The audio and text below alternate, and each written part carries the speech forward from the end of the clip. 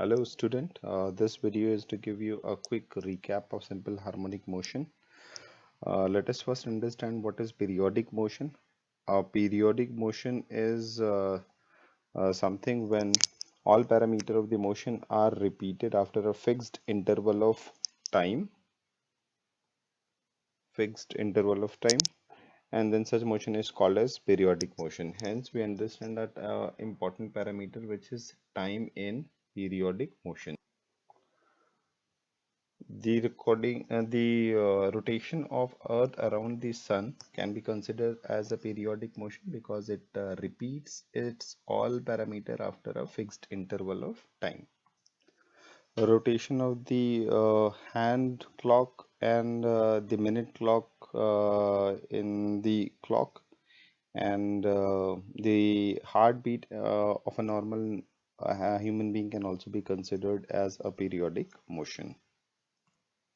So the time after which all the parameter repeats itself is called as time period. Time period is one of the critical characteristic of any motion which is periodic. There is another characteristic related to time period is frequency. Frequency is number of oscillations or number of repetition of the motion in a unit time. So it is mathematically inverse of the time period. If the particle moves to and fro about a fixed point repeatedly, then such motion is called as oscillatory motion, and the fixed point about which motion is happening is called as mean position. The extreme point of such oscillatory motion is called as extreme point. The maximum possible displacement is the another word which is being used. Such extreme positions are also called as amplitude. The distance of mean position and the extreme position is also called as amplitude. One cycle of oscillatory motion is called as oscillations. We'll take a quick look on the type of oscillations. So we have free oscillation, damped oscillation, and forced oscillation. Free oscillation is the oscillation when there is no external force acting on the oscillation other than the restoring force. The damped oscillation is, we know practically there exists a dampening force like friction and viscous force. So during oscillation, if there exists any damping force on the particle and energy get lost during time, such oscillation is called as damped oscillation. Forced oscillation is something where an external force is being given to the oscillation in order to compensate the losses which are happening in the oscillation. Forced oscillation ensures that the all other parameter of the oscillations remains same or it is not gain. We need to have two conditions to define the simple harmonic motion. First, the force shall be directly proportional to the negative of the displacement, which is also called as there shall be a restoring force which should be directly proportional to the negative of the displacement, and the motion shall be oscillatory. Mean position is the position where net force acting on the particle is zero at this point, and particle is actually, when passing through this, restoring force or the net force, whatever is acting on it, the net value of the force at this point will be zero. The other important characteristics are extreme points, which defines amplitude also, the position or the displacement of the particle, frequency and angular frequency of the particle, phase and phase constant. So we would be discussing phase and phase constant in detail little later. For the time being, phase determines the status of the particle during its motion. However, phase constant is an important characteristic which gives me the choice of position of start of the SHM. Means it is the position of the particle at t is equal to 0. So if we take a mathematical equation for simple harmonic motion, we can start from the equation that force is directly proportional to negative of the displacement. When proportionality is removed, a constant k comes, and this equation can be written as force can be replaced is equal as mass into acceleration is equal to negative of kx.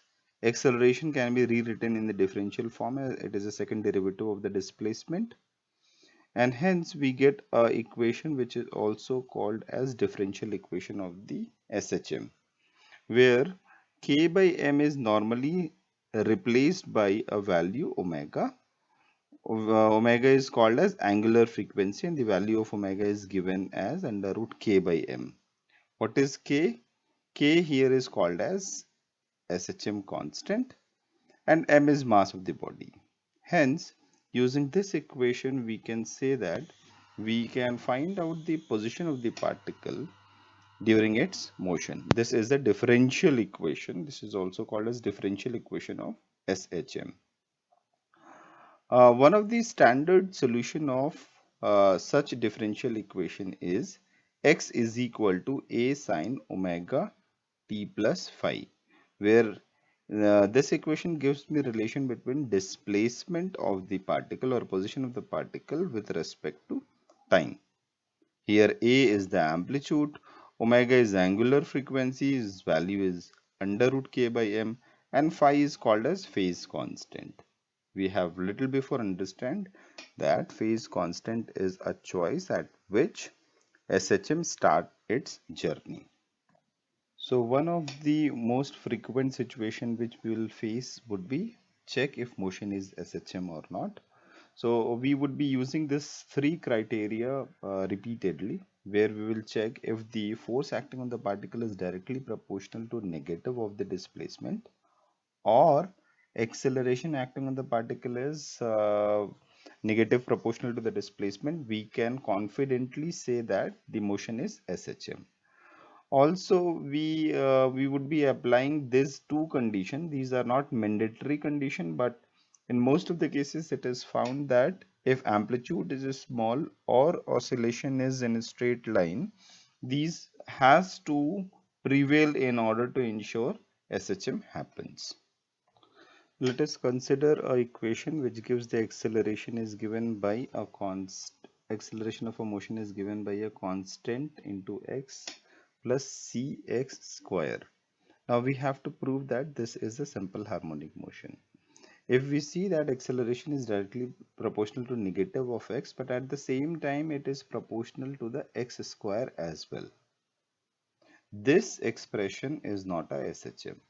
But if you assume that amplitude or amplitude is small, a is very small, in that case x square would, with amplitude a, become a square would be negligible. Now we can say that equation become negative of x. Here acceleration is directly proportional to x, so we can say that this is a SHM if we consider amplitude as small. Let us quickly take another example, that x is equal to a cos omega t is also a SHM or not. So what we'll do is we'll differentiate it and try and establish a differential equation for SHM. Now differentiating this equation twice, we get second derivative of x will be giving me my negative of a omega square cos omega t. Now if we put the values of second derivative and this in a differential equation, we see that it is satisfying the differential equation. Hence we can say that this equation of the position of the particle is following simple harmonic motion. Let us take another equation, x is equal to sine omega t plus cos omega t, and check whether if this is following a simple harmonic motion.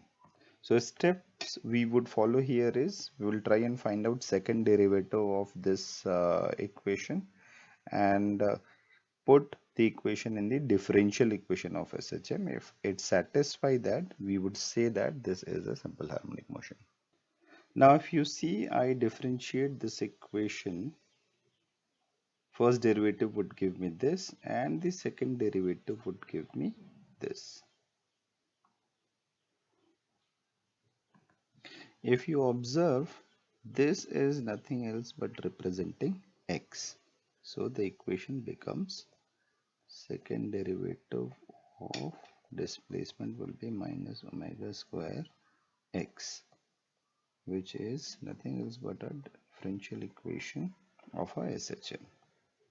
Hence, I can say that summation of this two trigonometric function also gives me a simple harmonic motion. Alright, now I want you to quickly check if the following four equation given here is simple harmonic motion.